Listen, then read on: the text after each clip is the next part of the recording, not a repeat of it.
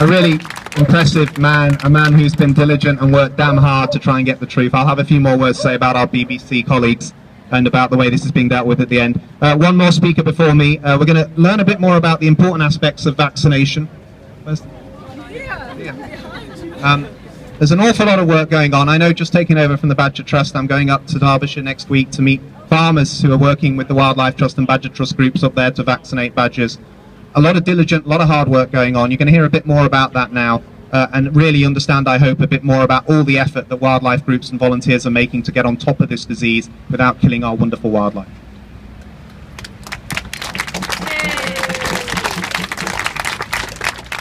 Hello, my name's Menec. I'm a wildlife artist. I make sculptures of endangered British wildlife.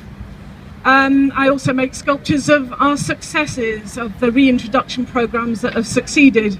I'd like to do a sculpture at some point of a badger, but not because they've been made locally extinct to me. I set up TB Vac, which is a volunteer-run badger vaccination group in Devon. I set it up a year and a bit ago. We now have 50 active members, that is 50 people who are trained as set surveyors, vaccinators, and who are trainee vaccinators. We have another 50 people who also do lots of other things besides. We're a big group. We cover now the whole of Devon. When I first set it up, it was just to cover the South Hams where I live, where we have an MP who is passionately pro-cull, but where we also have local farms and estates to us that have set up their own vaccination programmes. So around the corner from my studio is Sharpham Vineyard and Estate, which has a wildlife group there, and it also has a dairy herd, and they are vaccinating their badgers, but they're not offering it to their neighbours. And we also have the Devon Wildlife Trust, who have trained up at least 2 people to vaccinate badgers on their own land, but again, they're not offering it elsewhere. And then we also have the vaccination project at Killerton Estate, which is a National Trust building and land. And again, they are just vaccinating on their estate. They're using DEFRA staff to do it. So there are pockets of vaccination already happening in Devon, but I wanted to join it up so that we would have contiguous vaccination across the whole of the county. Now, there are many things I want to discuss. The 2 things I most want to discuss is 6 reasons to vaccinate badgers. And the second thing I want to cover very briefly is ways that farmers can actually stop bovine TB taking a hold in their herds. The first and most important reason to vaccinate your badgers against bovine TB is it protects them from catching bovine TB. The BCG vaccine that we use with vaccinating badgers is the same one that many of you had as children, but it's in a higher dose, and it's actually 26% more effective in badgers than it is in humans. It's only 50% effective in the human population, but that's enough to give us herd immunity. In badgers, it's around 74 to 76% effective, and as vaccines go, that's incredibly high. Badgers that have been born into a set where there are adults already vaccinated have been shown to have increased immunity. And any badgers that already have bovine TB, it will not cure them of it, but it will arrest the development of the disease. Now, there's a lot of ridiculousness spoken about badgers and bovine TB. Owen Patterson, the NFU, the Countryside Alliance, and above all, the Badger Welfare Association, which is based in Somerset and Devon, they would have you believe that the nation's badgers are riddled with bovine TB and that it's a mercy to put them out of their misery. The fact is that bovine TB, as with all TBs, takes a long time to develop. Most badgers live for on average 4 years. Even a badger that has bovine TB is unlikely to show any symptoms, any visible symptoms or any sign of distress before it dies naturally of old age anyway. There's been a lot of rubbish talked about both vaccination, that it's not effective, even though it's actually more effective in badgers than it is in humans, and also that somehow the nation's badgers are riddled with it. So that's the number 1 reason that I want to vaccinate badgers. The second reason is the empirical principle, and that is by doing it, and by doing it on a big scale, we can do as they've done in Wales and shown that badgers, at the end of the day, are really not the problem. George Monbiot wrote an article recently in The Guardian, I don't know if any of you saw it. He said in it that badgers are to bovine TB what the canary in the mine was. They are simply an indication of bovine TB in the wider environment. What a lot of people don't realise is that bovine TB can exist in the soil for up to 2 years. And it gets there primarily from cattle, and most especially from cattle slurry put on in industrial quantities, from herds that have a high incidence of bovine TB. That slurry is often stored in the dark, away from ultraviolet light that would kill it, and not allowed to dry out, and that's another way that bovine TB can proliferate in stored slurry. So when farmers are spreading slurry on the fields, they're often spreading a BTB culture, a BTB yogurt in industrial quantities in the British countryside.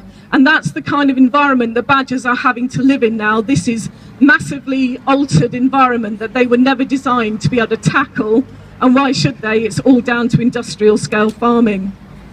The third reason is to prevent social division. A lot of people have spoken already about what it was like in the Badger Cull zones.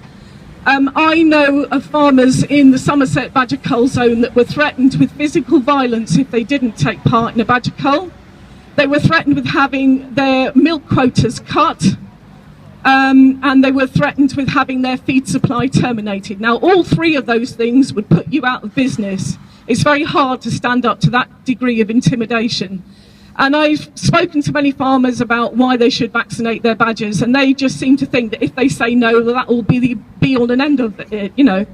But nothing could be further from the truth. Those farmers that were threatened before the Badger Cull started and didn't, manage to stand up to that and didn't comply and take part, the pressure was continued on them all the way through to the end of the cull because they weren't getting the numbers. So there was constant pressure on all of that land that was refusing to take part to join in. In addition to that, I know from reading the Freedom of Information requests about the monitoring of the Badger Culls that land that was not taking part in the cull was specifically targeted by the placing of cage traps. And this was not seen as underhand by the supposedly, independent body overseeing this. They didn't seem to have a problem with that, but I think that's despicable. We also know that land where badgers were being vaccinated, that was also targeted because all they want is the numbers. They're not interested in the science. So the social division that happened in Somerset and Gloucestershire, I'll talk about Somerset because I know more about it than what happened in Gloucestershire. It's a bit too far away from me. I know of at least 3 families now that want to leave, that are trying to sell their houses because they have had their communities completely fragmented by this. People that they thought of as friends, they no longer trust. You have a situation in Somerset where you have neighbour pitted against neighbour, farmer against farmer, farmer against villagers, and farmers against the NFU. You have neighbours outing each other as wildlife killers and then in turn outing them to the national press for having stood up for your patch of Eden. So the social division to humans, let alone to badgers, is a very good reason to vaccinate. The fourth reason is it proves that this is a politically motivated crisis.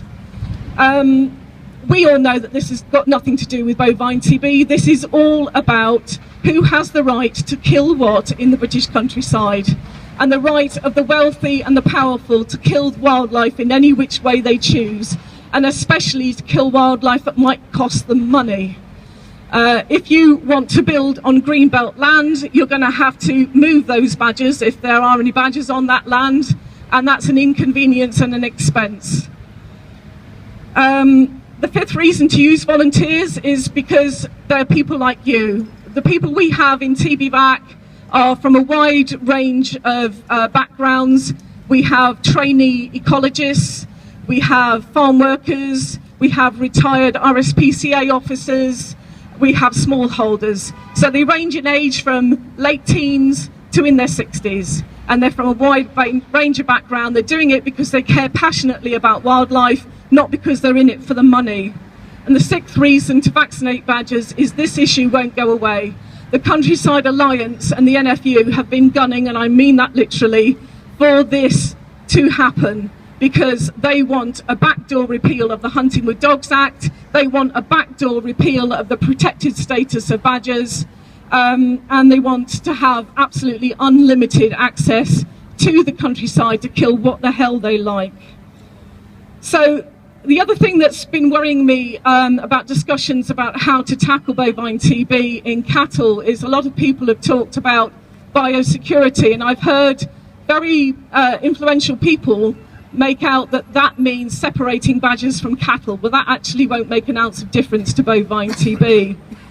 So I'm just going to very, very quickly outline 15 steps that farmers can actually do that will make a difference and doesn't necessarily cost much money either. The first and most important is to use the gamma interferon test and not the skin test. The skin test has been misapplied in this country for generations. It was only ever intended to give an indication of bovine TB in a herd, not in an individual cow. It has a 20% failure rate. That is, 20% of cattle do not react to it and therefore remain in the herd to infect the rest of the herd. It is a deeply flawed test, but only if you use it for an individual cow. In many parts of Europe, if they get reactors within a herd, they remove the entire herd. That is, they kill the whole herd. And in some parts of Europe, they actually remove the top meter of topsoil as well, because they understand there that bovine TB is an environmental disease. It can exist in the soil for up to 2 years. It can exist in the watercourses likewise. The second important thing is to bring back the use of TB-resistant breeds of cattle that don't need to be housed indoors for half of the year. We've replaced our indigenous British breeds with high-yielding European Holsteins, which are not designed to cope with the wet, cold British weather. Needless to say, we then have to house them indoors for between 6 and 8 months of the year in close proximity, which is exactly the right kind of environment to spread bovine TB cow to cow. In addition to that, as if that wasn't bad enough, they then produce, each cow will produce 1 churnful of slurry a day, and that's got to go somewhere. Generally, it goes into lagoons under cover, where it can't be affected by ultraviolet light, and it doesn't get the opportunity to dry out. So it breeds like heck in there. And then that is spread on fields, often very many miles away from the cow that produced it. So on this subject of slurry, don't spread it far away from the cattle that produced it. Don't aerosol it when spreading, because sometimes some machinery can actually break it up into such fine particles it can drift right across several farms. And don't spread it on waterlogged land. If you have acidic soils, lime them. This was something that was done away with during Mrs. Thatcher's reign, when she had she told farmers that they wouldn't receive a subsidy for liming their soils anymore. Consequently, because bovine TB likes acidic soils, that's helped to increase the spread of it. Provide mineral licks if feeding maize to cattle to prevent mineral deficiencies, and I know some farmers who are also supplying mineral licks for their badgers, because badgers, like cattle, will end up with a mineral deficiency if they feed exclusively on maize. Do not allow cattle to graze on TB-infected land for a minimum of 2 years to allow the disease to die out in the soil, which is similar, but not quite so drastic as what they do in Europe, at very good effect. If you have badgers living on TB-infected land, vaccinate them against bovine TB. Well, yep, that makes sense. Insist on better biosecurity in the cattle markets you use. We know from last year that there was some undercover filming in cattle markets in the West Country, where the majority of Britain's cattle are. One of them was in a ring that is specifically for TB-infected cattle. There was absolutely zero biosecurity in that market. 13, clean the tyres and wheel arches of machinery which has been on TB-infected land. Now, it's very interesting about this, because there was a Facebook page for the hire firm company that were that the vehicles were being used by the culling companies in the Badger Cull zones. And I messaged them on their Facebook page about this and said, I hope you realise that unless you are disinfecting the wheel arches and the tyres of all those vehicles that are travelling all over TB infected land, you are actively spreading the disease. And I found it immensely gratifying that the following day they pulled out of the Badger Cull. 14, do not allow unchecked travel from potential TB infected land onto your own cattle pastures by machinery, cars, horses or boots. Now this is especially important when you consider the role of the hunt in all of this. You have horses charging across largely pasture land because they're not going to be trampling crops on the whole. They have generally permission to be there, but they can run across TB infected land with all that soil packing up underneath the hooves and spreading it who knows where. And 15, and finally, talk with your neighbours about the measures you are taking to prevent bovine TB on your land and ask for their cooperation. It's only by people actually talking about this sensibly and scientifically that we can stop this this problem in the cattle industry. And let's be reminded here that it is actually a very small problem in terms of the number of cattle that are killed in relation to all the other reasons that cattle are killed when they're in the dairy industry. Thank you very much.